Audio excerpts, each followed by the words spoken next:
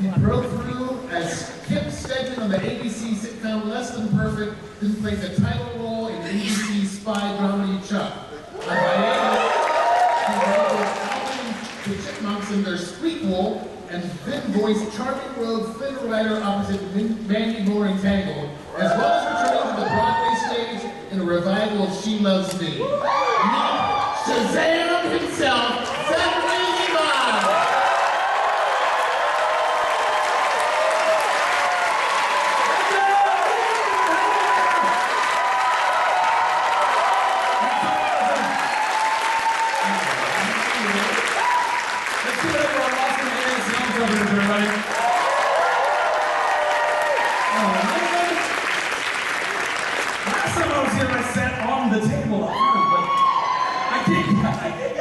There's no stage effect. I just fall off and hurt myself. You're like, I'll do it anyway! I read these things. This feels so not personal at all. Hi, behind the table. Hi, so I'm Zach. I think you probably know that. You're in this room right now. Show of hands, who's been to a Zach panel before? Who's here 2 years ago, Dragon Ball? So, just a couple like house rules, not house rules, more like disclaimers. Sometimes I say fuck, sometimes I say it a lot. Sometimes I cry, sometimes I say fuck and I cry. Sometimes I'm super tangential and verbose. I will go off to Mars in these conversations. Just come with me, it's really fun.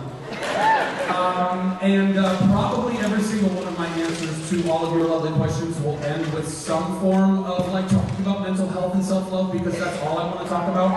So I hope you guys are down for that. I promise I'll try and stay on topic, but mostly I just want to tell you how much I love you, because I really do. And I'm so grateful that you guys are taking me with. I'm so moved that like all the way to the back, you guys are there. It's me for me. And I so fucking love you guys so much. It's so fun. I was here for the Super Bowl, I was on Lime scooters all the time, it was awesome. Anyway, and I'm so sorry that Cooper and Asher couldn't be here. Asher's not feeling well. He sends so much of his love to you guys. He's just running around being a superstar. And Cooper literally got called in last second to go be working on that zombie show. So he couldn't be here either. But screw those guys. Let's go. So I don't do moderated panels. I just want to talk to you guys and interact with you. So if you guys don't mind, we're going to do just Q&A for as much time as I get. So let's jump into that. And our first question is from Savannah, I believe.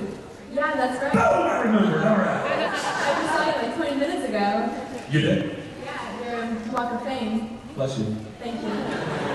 So my question to you is, what made you feel more heroic? Doing CIA stuff in the show Chuck or heroic stuff in the movie Shazam? Yes. You both made me feel heroic. Honestly, it's not even the heroic stuff. I mean, I think both those characters, what I love so much about those characters is that they're heroic because of their parts. You know, that's where a hero's got to be. You got to care about doing the right thing. You got to know what the right thing. We can all be heroes, by the way. Seriously. Being a hero is two things.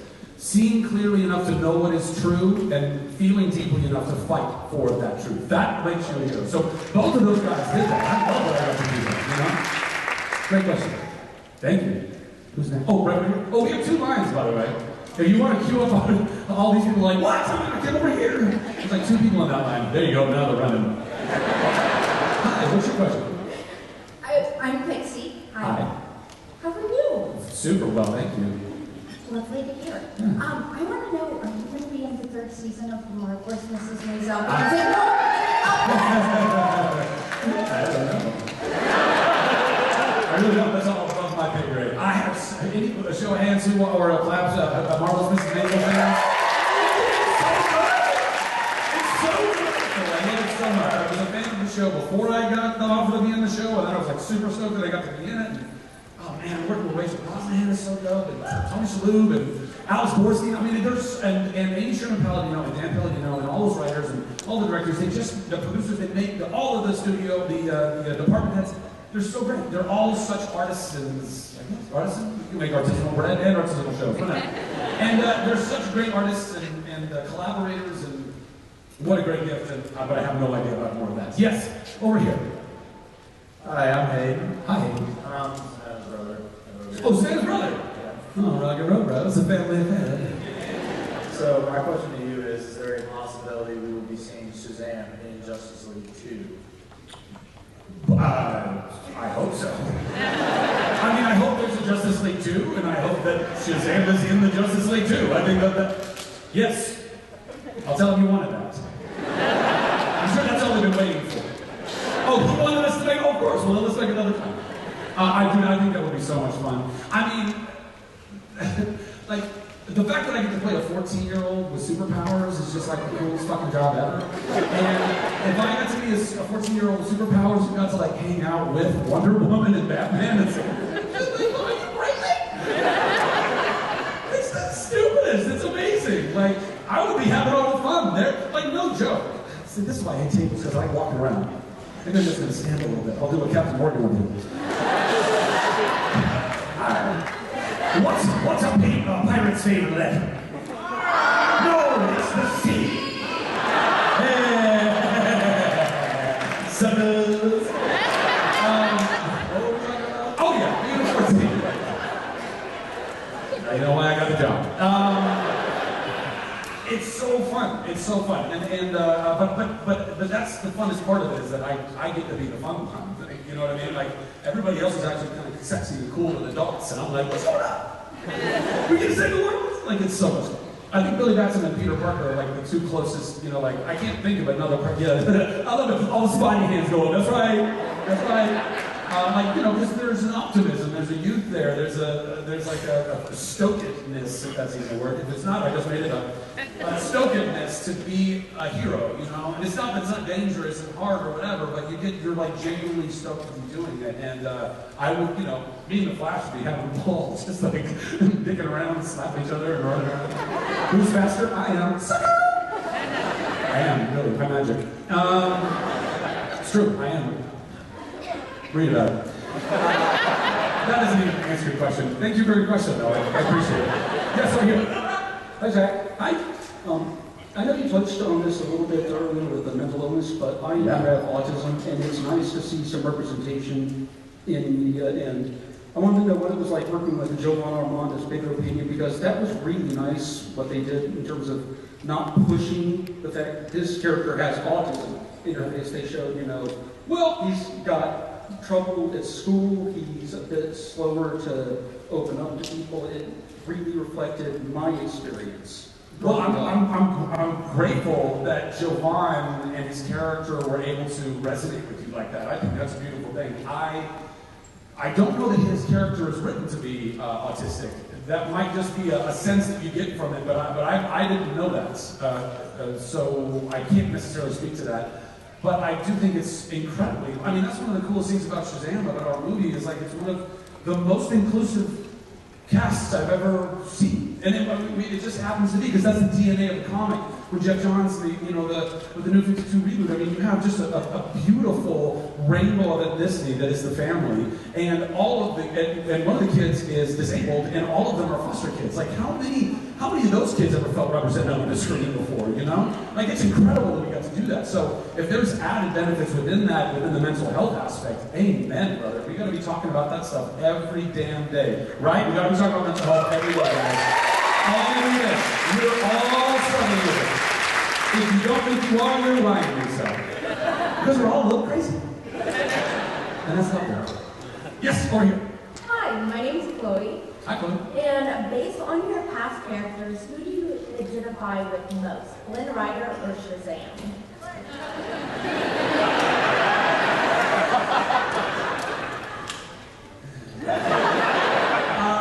Man, I mean, all of them. The one I probably identified with the most was Chuck, because I wasn't acting. And it was literally me. I told the story before, but I think it's very indicative of just how Chuck and Morgan, me and Josh were. When we shot the pilot for Chuck, in the Vinemore set, in the pilot stage, it was actually a real big box store. We built one later when we got picked up. We were in a real electronics store, and they had their real electronics section, and they had all the TVs and stuff like that. And I brought my Xbox and a couple of controllers and my Gears of War that had just come out, and we were chainsawing the shit out of each other between every take. We were literally sitting there and like, pause. Check the Morgan. Mickey Dale. And then you go back and one file and start playing. Like, that was literally us. So that whole, I got paid to be me. It was so fun. And then there's a lot of and like I said before, I think Chuck and Shazam kind of share a little DNA in that heart aspect, you know.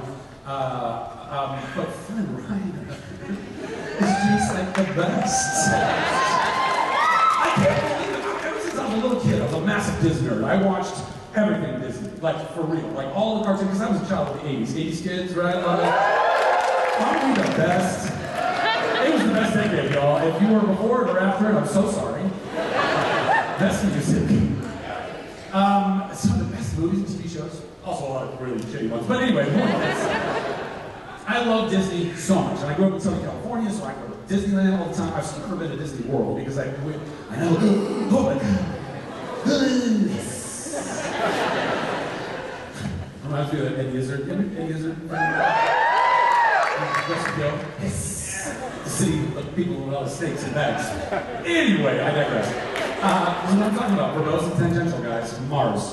So, back to Flynn Rider. I love Disney so much. I dreamt of being in a Disney animated musical. Aladdin was the coolest thing ever to me. I mean, I loved all of them. I had two sisters, so I was fully immersed in all of the princess movies, and I'm grateful that I was. They're fucking great.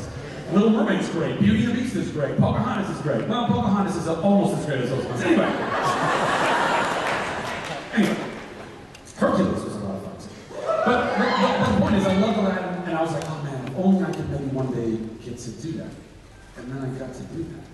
And that's a massive dream come true. Like, as a kid who loved and continues to love Disney, and I get to be in the canon as an actual Disney prince. And not just a Disney prince, but the best fucking Disney prince. He's so good. He's so charming and roguish and funny and handsome. He can wield the frying pan like no other. So anyway, yeah, fuck right. No, I'm not gonna sing that song. I have dreams like you. No, really. Next. Just much less touch and feeling. Love it. Keep going.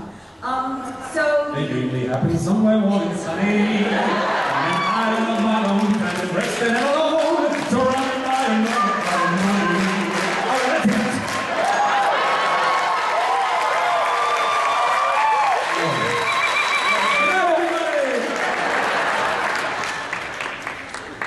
Yes, hi, Blondie. Hey, Blondie. So you keep dropping hints. I actually got to see you at MegaCon in Orlando earlier this year. You talked about it a little bit. So Nerd HQ. Yeah. So I know San Diego's not really the home for it anymore. So since you love Atlanta so much, why not DragonCon? From the inception of Nerd HQ, my goal was to bring it to every city. I wanted to be a satellite event that would complement conventions all over the country, all over the world. So I have every intention of bringing it to Atlanta at some point, and I would love to do it concurrently with DragonCon and be in partnership, and we can be a complement to the whole awesome fucking Mardi Gras that is DragonCon. You guys are so awesome. You know how awesome you are, right? To make a production cosplay, to be here, to be having a great time, it's total chaos all over the city. Just be kind to each other. You know what I mean? You just gotta be kind to each other. Be patient with each other. So yes, Nerd HQ is still cooking. I'm trying to get it into its newest form, which is a full nonprofit foundation, and we're going to focus on STEAM education and mental health as part of our new fundraising and awareness efforts. The event itself will be pretty similar still. It's going to be conversations for a cause, panels, and photo ops, all for charity, and of course, killer dance parties, because what the hell are we doing if we're not dance partying? And all that jazz. So it'll feel very similar. I don't know when it's going to reemerge. I don't know what city it will reemerge in first. But as long as it reemerges and as long as everybody keeps wanting it to be around, then I will keep doing it and I will bring it to every city that wants it to be there. I'd love to do that.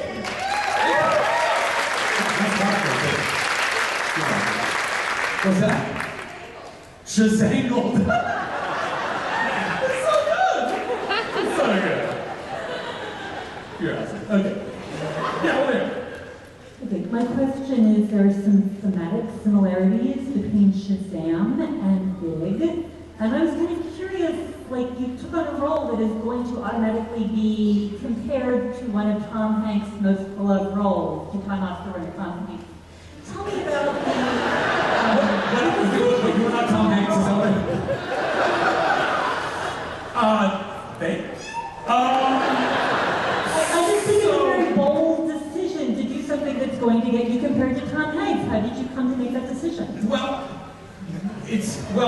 after Shazam, I'm finally in a place where I can be a little bit more of an author of my career. Prior to getting that job, I was just grabbing any job I could. I mean, I was super excited about the idea that I got to be this guy, and then I got to be the guy, and it's such a great job. But the truth is, there's nothing new under the sun. Tom Hanks was doing some version of something that he might have seen and possibly was using to emulate and create the character that he played in Big. Because there have been other thematically films or stories or things throughout time, right? But I don't know. I mean, Big was one of my favorite movies of all time. Still is. I think Penny Marshall directed the hell out of that movie. I think Tom Hanks did incredible. Everybody in that movie, I think, does a great job. I love the premise, I love the heart, I love the humor, I love that there's depth to it and there's reason to it.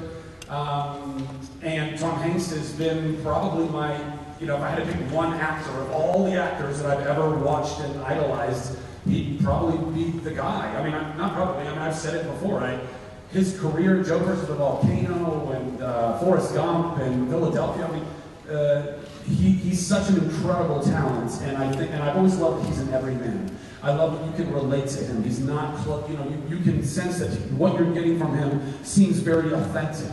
And so I always dreamt of emulating a career like his, first of all. Second, I always dreamt of being able to play a role like having my own Big. I knew it wouldn't be big, per se, because I don't want to just remake a movie that doesn't need to be touched. Because there's way too much of that shit going on, too, right? I think there's rules that we should apply to remakes. If everybody already loves it, don't fucking touch it. Just leave it alone. But I think that there are some movies that can use an update because we love them in a moment, but they didn't age so well. I think The Last Starfighter is a good example. I love The Last Starfighter. I love it. I love the original, crazy, awesome version of also Ice Pirates. Any Ice Pirates fans? I love Ice Pirates. I want to remake Ice Pirates so bad. I think that was so bad. We'll get Bruce Vilanch back. It'll be great. Anyway, Ron Perlman. Point is, I think that there are things that need a little bit of an upgrade because we didn't have the technology to make it super great back then. Or like things like It's a Wonderful Life, which I think is one of the great classics. But I feel like younger audiences, because it's black and white, they just kind of zone it out. They don't think of it anymore. And I would love for that to be a story that is evergreen, because it is evergreen, because it's about loving yourself and knowing that you exist here for a reason. The message of that movie is so great. But circling all the way back to Big now, Mars and back. I wasn't concerned about that comparison because I should be so lucky that I would be written in the same sentence as somebody like Tom Hanks. And the fact is, we got to do our own version of it. I got to do Big with superpowers. And that's so bomb, you know what I mean? But obviously we loved it, we wanted to pay homage. I mean, what do you think that massive, get out of here, microphone. What do you think that massive piano was in the toy store? I mean, it was all like, wink, we get it. So yeah, thank you for your question. And over here. Hi, just want you to know that I'm a big fan of your work. I own every... You came by the table earlier. Yeah, I did. Yeah. Oh, you remember it? Yes! Let's go! Yes! My day's been made anyway. So I own like Chuck, like Tangled, and like Shazam. Greatest hits, bro. Greatest hits. I just wanted to know, what's your next upcoming project? Like, is it going to be Black Adam or Shazam 2, or what's Well, Shazam 2, which I really hope they call Shazam 2 Electric Boogaloo. If we don't, we have totally missed the boat, guys. Lightning with my hands, like, come on! Let me get some breakdancing in there, like, it's what? Great 80s soundtrack. So Shazam 2, they're cooking that up right now. That's going to be shooting next year at some point. I think that's the goal right now. And I've also heard that they're going to be shooting Black Adam 1, the standalone, next year also. So we're both going to be doing our deals, I think. God willing, I don't know, again, way above my pay grade. I can probably get fired for the things I'm saying right now because I'm totally inaccurate. There's snipers, like, literally trained on me. So I don't know when Shazam 2 is exactly going to happen, but that's hopefully going to be happening next year. And there's a few other films that we're circling on right now, some comedy, some dramas, some really cool stuff that I'm not really at liberty to share because I wouldn't want to spoil anything, but that could be cool. But in the meantime, I'm just trying to, I don't know, stay as entrepreneurial and philanthropic as I can. I just think that we can keep making better businesses that make the world better and simultaneously helping each other along the way and raising tons of money and awareness for people that really need tons of money and awareness, you know, like staying active and trying to be a participant in making the world better. That's our daily job, I think, you know, so that's what I'm super excited about. So I try to just infuse that into all the silly, crazy decisions I do in my life. But follow me on social media, and you'll know when my next job will be. Here, thank you. Well, hello, Miss Marvel. Nice. It's a good cosplay. I couldn't decide between Miss Maisel and Shazam, so I kind of... Oh, it's the Maisel. So it's Shazangle, then what's that? Shamazel?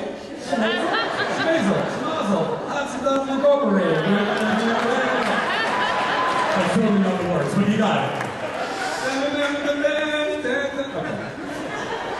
That's good, I couldn't figure out a name for it. I won't do that again.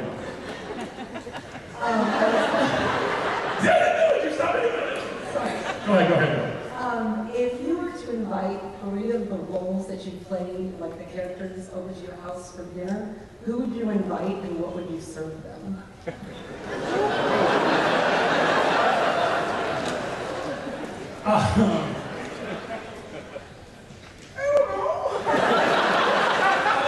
Because we're totally going to get along, because we're the same person. And Shazam, because I think he's super fun. And I guess, Eugene? I don't know, he'd be talking about himself a lot. Who else would be? I'm trying to think of all the characters I've had to play. Benjamin Edinburgh, maybe, you know, the little Benjamin, in case anybody needed some surgery done.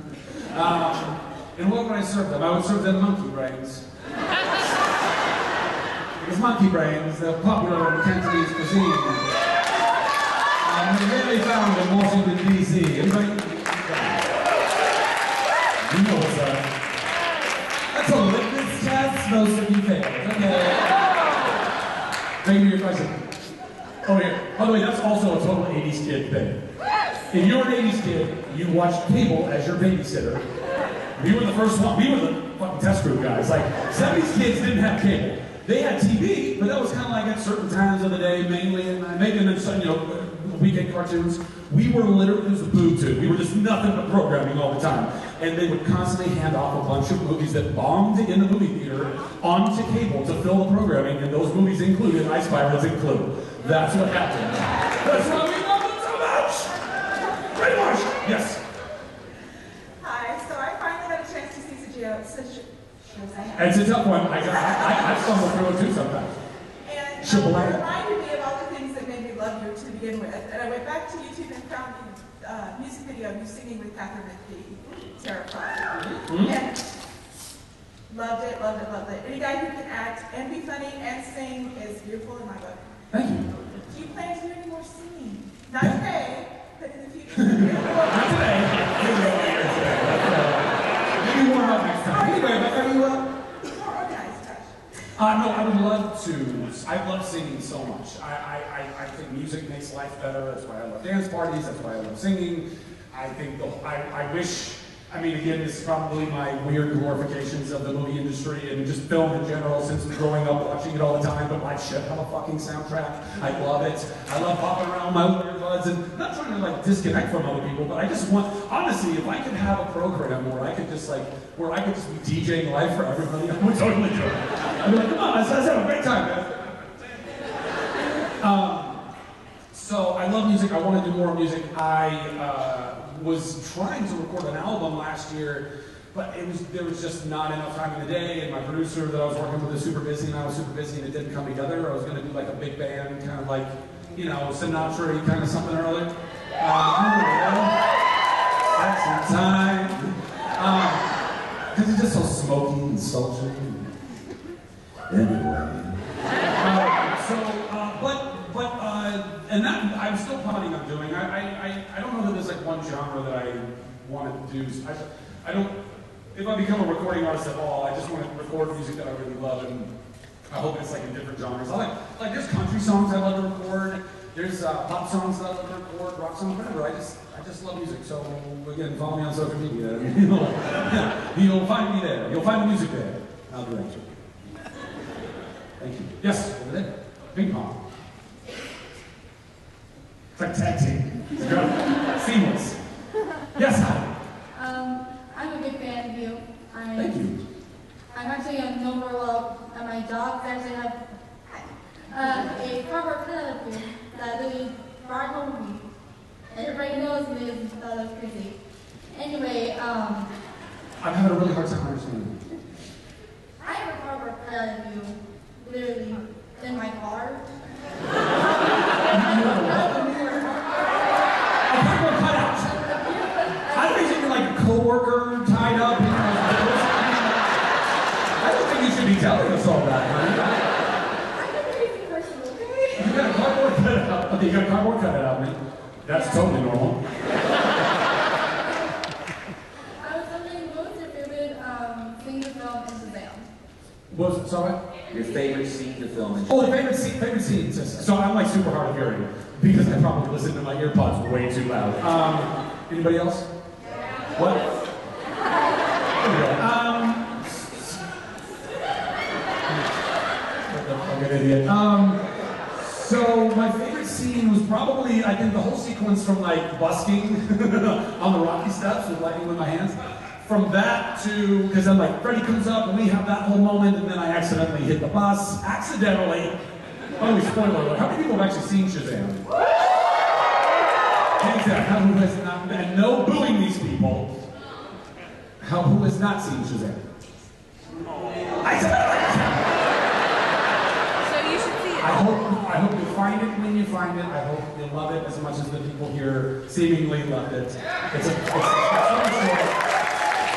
spoiler for you guys. Tough. When I shoot the bus. And then I catch the bus. And then me and Freddie have that other moment, and then Savannah shows up and we have our first couple. To me, that's that's my favorite chunk of the movie. And then I learned to fly. I learned to fucking fly. Oh my God. So much fun. Thank you for your question. Yes, over here. Hello. I had a question about Austin, Texas. I was wondering how you're liking living there, and more importantly, what your favorite taco place is. How I like living in Austin, and what is my favorite taco place? Excellent question. Austin, I love. I think it is just one of the grooviest, outside the box thinking, cool spots I've ever been to. I think the people there are super cool. I think that there's like a ton of great culture, and I don't live in the city proper. I live a bit outside of the city, but it's close enough to get into town and go hit up some of those taco joints. And probably, I don't know, I'm gonna throw out Torchy's at the moment. I just think Torchy's tacos is some really tasty stuff, and I really dig the cut of their GM. So yeah, Torchy's. Thanks for the question. Yes, we did. Hello. Hello? So you're not going to throw a ball at me or anything. So my question is, you are 38 years old. My question is, when I was watching Shazam, for some reason I thought that I was looking at Friends, the older series, because these people really get along between them. What's your take about that? What was your favorite series of the 90s? Friends, Seinfeld, that's my question. What was my favorite one? I haven't seen this. What was your favorite TV series of the 90s? I so appreciate everybody trying to help right there, because the worst Dolby Digital surround sound. It was like, one person, what was he saying? Favorite 90s sitcom, that's what I thought you said. Seriously, I wish I was a little mom that I could do better. Favorite 90s sitcom?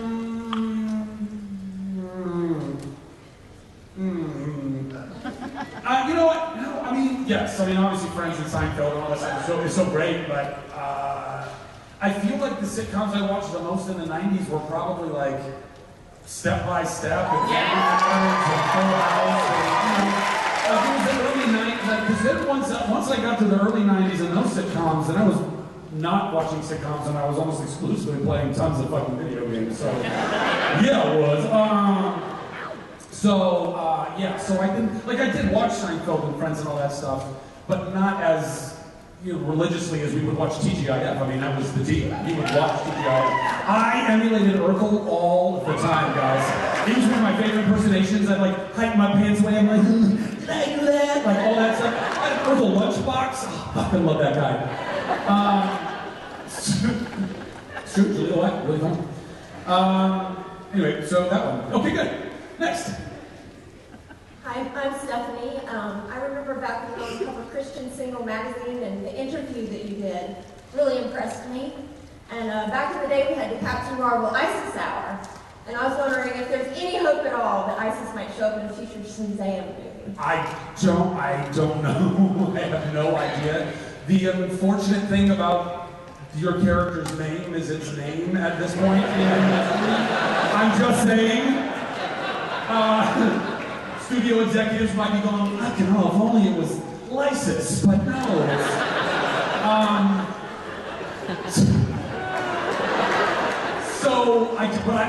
That would be awesome. I would love that. I would love that. Also, I'm sorry, Christian Single magazine? I don't remember ever doing an interview for You were on the cover. Oh, was I? As a Christian Single? Was that like? Yeah. Because it's Christian, so it's like. It was like over 10 years ago, about 12 years ago or so, and you did a whole interview in it, and I was really impressed by it. Bless you, thank you. I really appreciate that. And I do hope that Lysis makes it to screen. So just make everybody's heads itch. Yes, over here. Hi, Zach. Hi. I was wondering, you got to work with the brilliant Jack Dylan Grazer. I did. A lot of funny scenes with him. Yes. I was wondering, what was it like to work with him, and what is like the funniest moments that you'd like to share? Well, working with Jack was like, I know that Asher and I play each other. We both play Billy. Asher and I have similarities that we both really like pop and music and dancing and stuff. Like, I wanted to be Justin Timberlake. He's going to be the next Justin Timberlake. Jack and I share a similar, like, more manic energy. And so I saw a lot of myself in him when we were doing these scenes, and it honestly made it a lot easier to banter and be Freddie and Billy together because we had similar kind of comedic, cadence or understanding. And it was a dream. It was so great. I loved that I got to work so much with Jack. And I love Asher to death. We just never got to work together because, we're the same person. It's so trippy. And all the kids, really. Javon, and Faith, and Gray. And Ian, everybody was so great. Everybody was cast, I think, really well in the movie. And Martha and Cooper, and Mark Strong. Mark Strong is so good. He's so... Y'all, if you're sleeping on Mark Strong, stop sleeping on Mark Strong. He's so damn talented. He's such a comedian. He'll all of a sudden put hair on, and you're like, I don't know who you are. But yeah, all of it was super groovy. Thank you for your question. All right. And over there. Hi. Hello. Yeah. They took my question, so. Well, they just happened to hear it. All right, yeah. How you doing? My question is, before you were cast as Shazam, did you know anything about the character? Yeah, well, when I was growing up reading all my comics, I was more of a Marvel kid than a DC kid. I think that we should love all of it, right? There's no war, guys, just in case you didn't know. There's no, armistice. We were never at war. We can love all of it. But I grew up, really big into the music. I was X-Men, X-Force, X-Factor, New Mutants, all that stuff. And I just was so enthralled by it. I believed then, as I believe now, that if any of us are ever to become the superheroes we all really want to become, that will probably be the most accurate way that it will happen somehow through DNA mutation, which is why I was so enthralled by it. I was like, holy shit, this can really happen. And I would pray at night for my genes to mutate, and I would wake up in the morning, lightning from my hands. So I was super into all that stuff. I wasn't as aware of the DC Universe and therefore Captain Marvel in the DC Universe because he was more of a niche character. And it's had such an incredible, as I was getting into the role and auditioning for, then deep diving into it, and learning all of the incredible lineage and history of where he came from at Fox Comics and then into DC, and then he was kind of sitting in obscurity, but then kind of came back, but they didn't really know what to do with them because the Marvel had the name already, and so then how do you sell a comic that you can't put the fucking character's name on the front of it? So they're like, we don't know what to do. all of that stuff, I think, just gives it so much cool character and life, and all the different iterations of the character. CC back in all of the holy molies, and then through the 70s and into the 80s, and now. I just think it's such a tremendous character. And like I said, I mean, honestly, as much as I loved Wolverine and Gambit and Havoc and Multiple Man and all of the mutants and Spider-Man, by the way, huge Spidey fan, Hulk fan, Cap fan, I genuinely, I love them all. But Peter Parker and Billy Batson are the only two that really have a great fucking time, you know? And I'm so stoked that I got to be him. You know, and Tom Holland is very definitely, bringing Peter to life. And I think, what a cool time to be alive and make superhero movies. It's so great. Yeah, so great. Thank you. Over there. Okay. I'm a big fan of Shazam. I've seen Oh, it thanks. 4 or 5 times. You saw it 4 or 5 times. Did you get to see it live in New York? No. Okay. But I was wondering if you had your choice, what would your dream Broadway production be? You know what? I don't know. I don't know that much Broadway, to be honest. I know the plays that I've done. I know the shows that I've seen throughout the years. I think I think the idea of doing like Music Man could be a lot of fun, but Hugh Jackman's now about to do that, so screw him. Not at all. Super stoked for him, but also screw him. But I don't know. I don't know that it's been written yet, to be honest. I really, literally, I try to just go project to project, and whatever's that thing that's now available to fit right now, if it's a play or a TV show or a movie, does a character fit right now in this time of my life? Cool, let's go do that. So we'll see what the next one's going to be. I would, as far as stage is concerned, I would like to do. I've done 2 musicals now, which I love doing, but I'd love to be able to do a Broadway schedule, which is super intense, by the way. 8 shows a week is no joke, and you're saying like the same things. Oh, like it's the Groundhog Day of Groundhog Days. It is so crazy. But also, when you have to protect your voice in a musical for all that, there's a lot of anxiety behind that. Because if you lose your voice even a little bit, you're not hitting your top register, and you're doing that in front of 1,000 strangers who are all there because they think you're a professional. So that can be a little nerve-wracking. I would love to just do like a play, either a straight comedy or drama, just to do it. Just so I also got to do that on Broadway. So something like that. I don't know. We'll find it. Yeah, thanks for your question. And over here. Hi there. I there. had the privilege of seeing you last year and got to hear you talk about how passionate you were about Nerd HQ. And so I'd like to ask you, outside of acting, what sort of projects are you working on right now that you feel passionate about? There's some technology, some apps that I'm in the process of constructing and building that I think would be really great and I'm really passionate about. I won't go into too much detail, but I genuinely am trying to build. I'm genuinely trying to build my version of Disney World. When I say I want to build a better world, I mean, I legitimately want to build a better world. I think that a lot of people that are in charge of all of the shit right now are failing us, and I don't think that should be. And I think that we just need to have more conscientious people who care more about people than profits.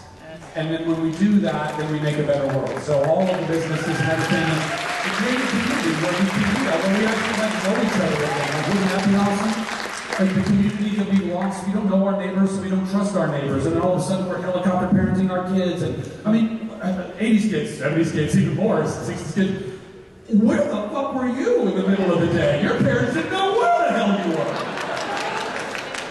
Right? I mean, they're like, okay, I hope you don't die, have a good day. I was doing all kinds of crazy shit when I was growing up, and I was fine for the most part.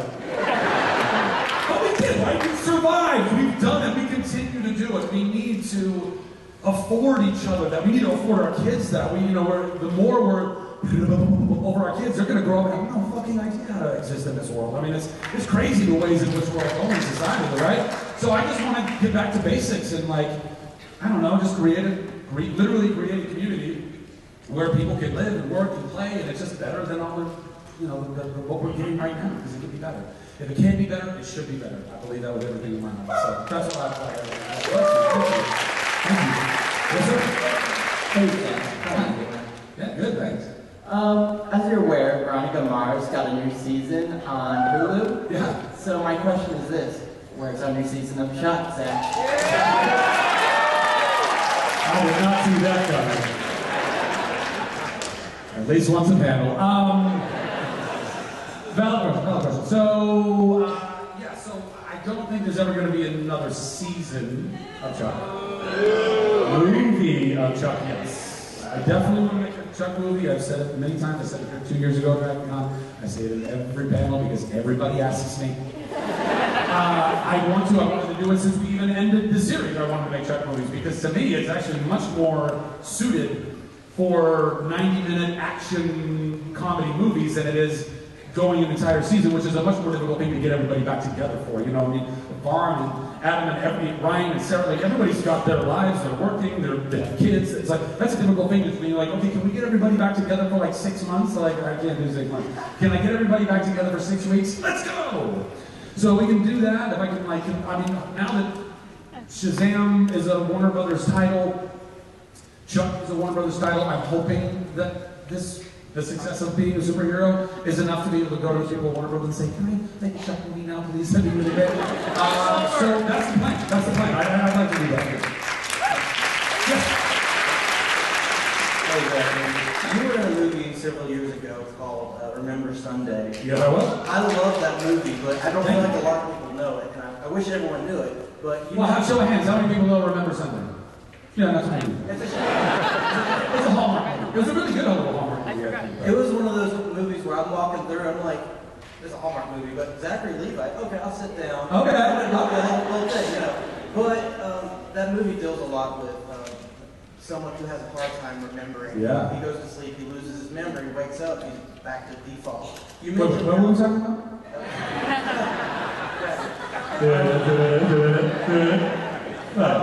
Anyway, so you talked about how helping people with mental illnesses is very important to you. Did that play factor into the movie, or did the movie play factor to your mindset today? You know, well, his particular ailment wasn't necessarily a mental health issue. That was actually a physical issue. He had hurt himself, injured himself, and that played havoc on like the physicalness of his brain and his ability to then, you know, tap into those synapses and whatnot. And it was also my kind of, let's say, awakening and passion, new passion for the world of mental health. About 2 years ago, actually, I'm not even kidding, guys. We're going to go on a little bit of a tangent here, but I think we're going down. 2 years ago, when I was here at DragonCon, I was in a really bad place in my life, and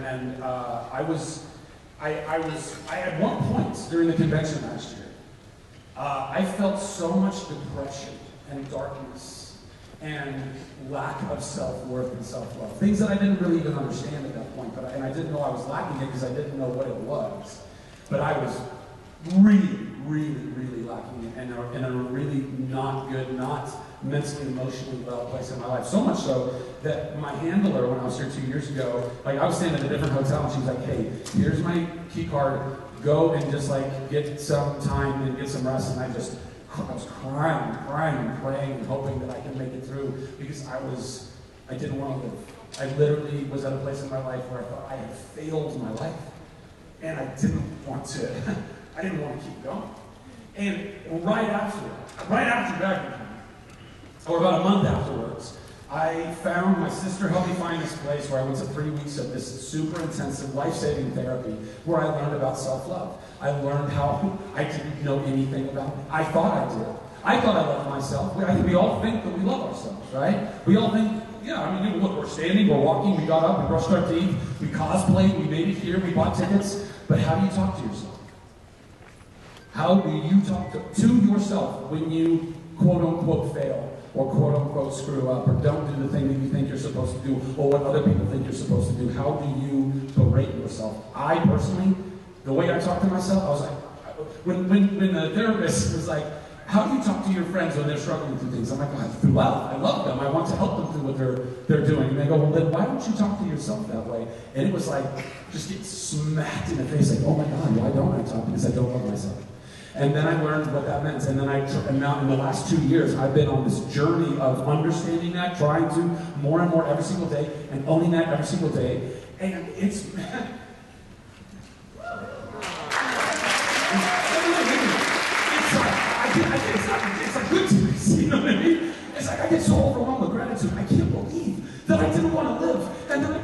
be Shazam, like from suicide to superhero, bro. Like it was literally like within a month. And I couldn't believe it. So that's why I can't stop talking about get out of here. I can't stop talking about mental health. I can't. I mean, Operation Smile, who I was an ambassador for many years, I think they're an incredible organization. And I'm still an ambassador for them in some respects, but I'm 100% full in committed to mental health because I really genuinely believe if we can help everybody heal their hearts and their minds, we will solve every fucking problem in this world, guys. I'm not lying. I'm not lying. Because when you think about it, I think about this shit a lot.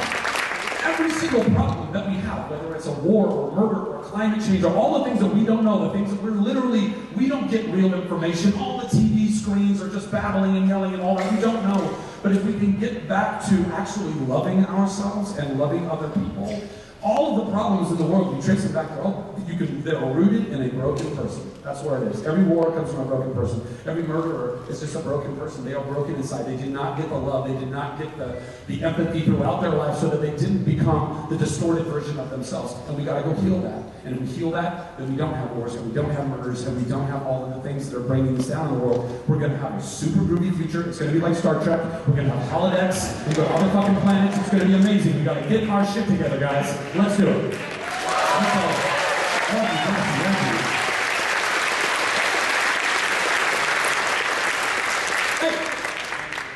Hey. Did you just say 98% chimpanzee? All right. If you could choose any comic book villain or antagonist to face off against the Shazam, besides Black Adam, who would you choose? Probably Lex Luthor. I mean, I think he's one of the most bad guys in any universe. I love particularly, I think Gene Hackman's Lex Luthor left a particular mark on me, but I think it's really cool, you know. And like maybe even like do the Kingdom Come, you know, I don't know, who knows, but I think that. Yeah. So thanks.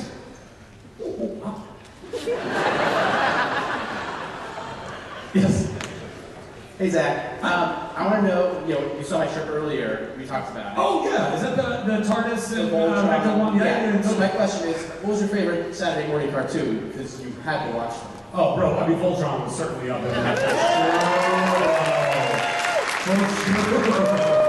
I mean Voltron is kind of, if you think about it, it's kind of like, not that there probably weren't some things that predated it, but it's kind of the OG color-coded team a show, series, story, where every one of them's kind of a specialist in a different way, and they're all good at what they do, but when they come together, they really kick ass. Like, Voltron kind of like set the tone for Power Rangers and everything else as far as I'm concerned. So, I think Voltron was one I loved. G.I. Joe, I love G.I. Joe. I love Transformers.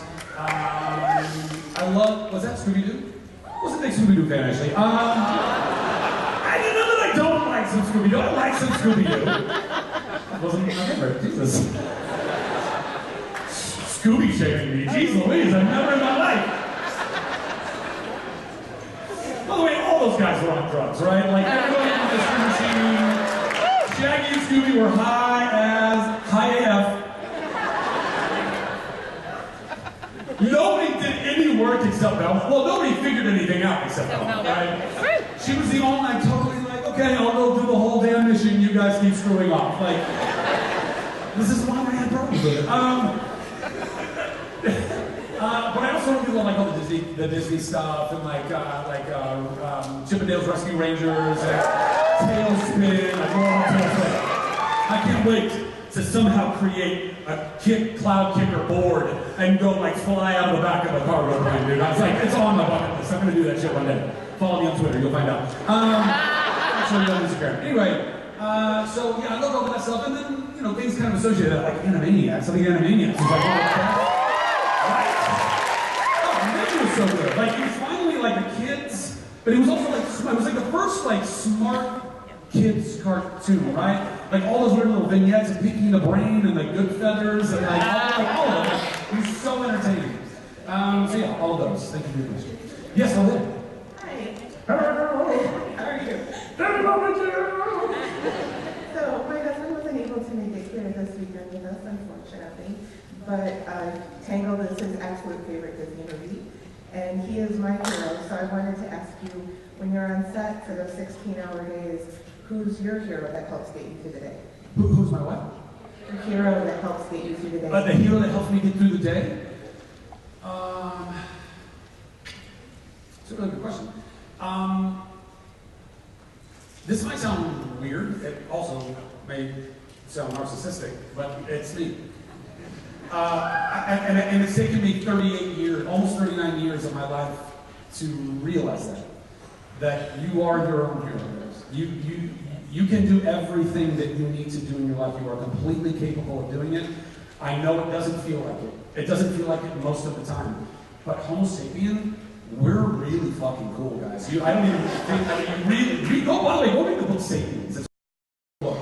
And the Homo Deus after that, although that's a little bleak. But anyway, the point is, we are incredibly capable. We just are constantly being programmed that we're not. And you gotta turn that shit off. You gotta go and dig into who you are and know that you are worthy of working on yourself. Put the time into your heart and your mind and your body, and you are absolutely capable of going and living a life that you are really genuinely content and happy and at peace in. And if we're always hoping for or waiting for someone else to get us there, by the way, not that we don't need each other. We definitely need each other. We need community. We all stumble, we all fall. We need people to help and grab us by the elbow and pick us back up and say, hey, I love you. You are capable. Let's get you back on track and let's go. So love yourself. Be your hero. You can do it. I promise you. That's the end of that. Yes?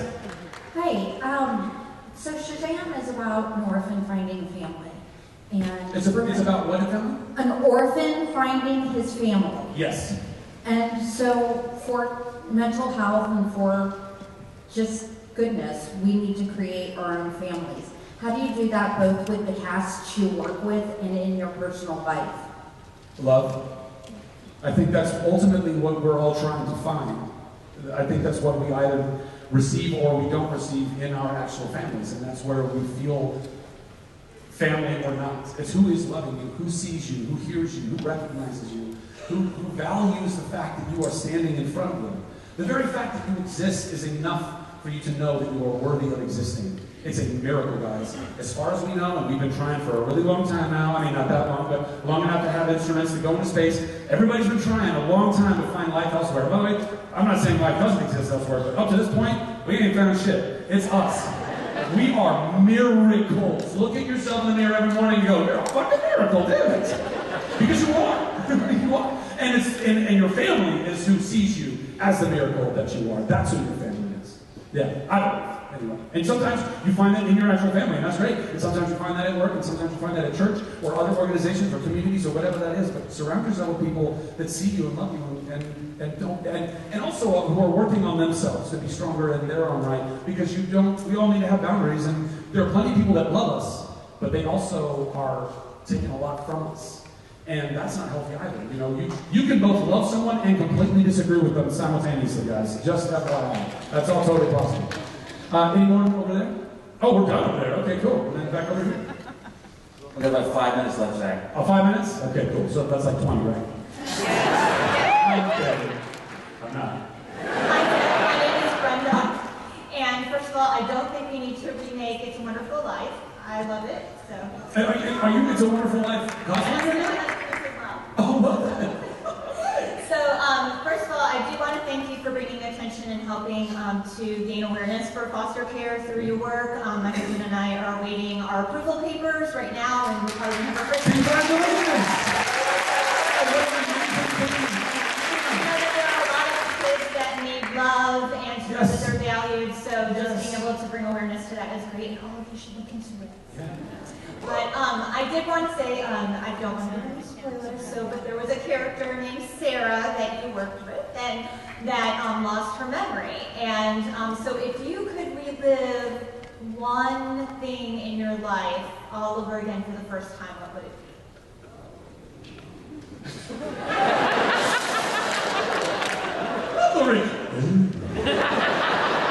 What could he possibly say? I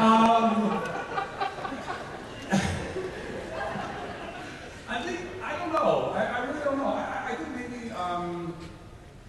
I think maybe like a good moment would be the first time I ever walked onto a sound stage, like because I was hired to do a proper acting job than I was now. Because as a kid in high school, I grew up in Southern California in Ventura, and we would take road trips, like acting, like our drama class would go to TV tapings and stuff, because it was like 45 minutes an hour away. And like one of the tapings we went to was Boy Meets World.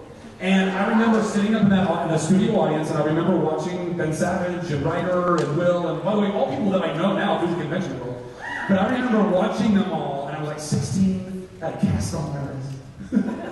I remember this okay today. And I remember, because I'd already been acting theater and more theater, and I loved acting, and I wanted to be doing this, and I was up there going, just imagining it, just envisioning it, smelling the soundstage. They have a smell about them, a really awesome smell. And I remember just kind of envisioning, like, one day I'm going to be there. I'm going to be down on that floor, not up in these bleachers, but down on that floor, and I'm going to be working. And I remember the first time I walked onto a soundstage to do a pilot, and I walked on, and I could, at first, because smell is such a huge sense memory, right? Like, you smell something, you're like, holy shit, you're transported somewhere else. And I walked onto the stage, and I smelled the soundstage, and I was like, oh my gosh. And as I walked on, I looked up, and the bleachers were up to the left, and I was standing down on the ground, and I don't know what I'm thinking about it right now. It was just one of the coolest, like, thank you, God. Like, I can't believe that I'm living my dreams. Even at that point in my life, it was just so incredible. So that would be a good one. Thank you.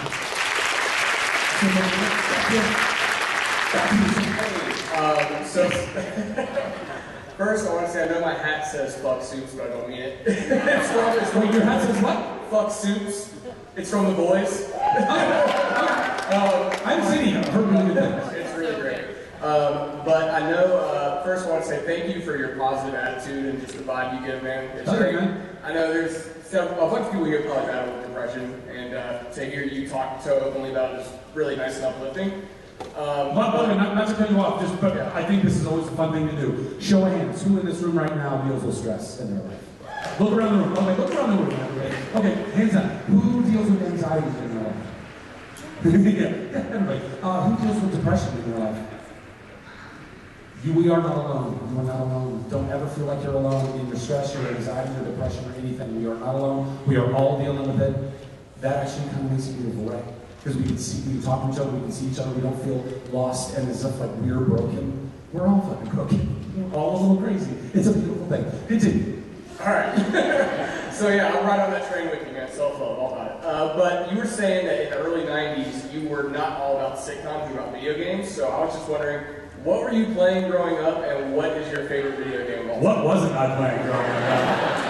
I was fortunate enough that in my family I was able to convince my mom to keep us a two-system household for Nintendo and Sega for a while, and then kind of fell off on Sega. So I started with like classic NES and oh, actually, you know what? No, I never had a Sega Master System, but I had a Sega Genesis and a Super Nintendo, and that was probably what I put the most amount of time into in those like formative years. And then I got a Nintendo 64, and then at that point it was kind of like a diversion because like PlayStation was coming up too, but I wasn't about that. I was a Nintendo kid and playing like Mario 64 and totally immersive. Like my mind was blown, bro. I was like, this isn't just a scroller anymore. You can run around in the whole world. And horrible, silly, graphics. But ultimately, GoldenEye, all the video games I've played in my life, I've probably logged the most amount of time into GoldenEye because it was just so damn good. And also the precursor to all of the great first-person shooters I think that exist now. And then most recently, I'm a first-person shooter type of a guy. I do like action-adventure too. Zelda is still one of the best titles ever. I played a lot of Destiny. Unhealthy amounts of Destiny. And for what? You grind and grind and grind so you can get the matching suits. Like, what are we doing? Oh, we got the new gun. Very good, very good. But you got it. And then I was actually I was playing, so I loved Red Dead Redemption 1. Then I started playing Red Dead Redemption 2. I was super excited about it. And then I played for like a little bit, and then I just couldn't do it anymore because I thought the idea was that it was going to be like, pretty hyper realistic in the way that the whole like world would work. Well, in the Old West, if you walk into a town and somebody else pulls and shoots at you, you get to pull and shoot back at them and take them out and not have a bounty on your head. So when I go to a town, I was like minding my own business. I'm out of town in Red Dead, and I'm like, hey, and then some other like rival gang's like, hey, get out of here, and like push me. I was like, okay, I didn't do anything. And I started walking away. I wasn't fast enough, so he started shooting at me. So I pulled my gun, I shoot it, and I shot him dead. And then all of a sudden the sheriff's after me. I was like, that's bullshit. No. I'm not playing this game. Oh. I'm not even kidding. But I'm really excited for Borderlands 3. I love Borderlands so much. I want to make a Borderlands movie. I think that'd be super stuff. I just think the whole world is so much fun, and like it's for a first-person shooter and all the side missions and the humor and everything. It's just like a super fun game. So that one. Am I out of time? Well, that was our last question. That was the last question I was telling you. I'm sorry. Hey, did you guys enjoy the panel today? I love you guys so fucking much. I genuinely do. I hope you have an amazing weekend. Be safe and see me at my table. Love you, man. Bye-bye.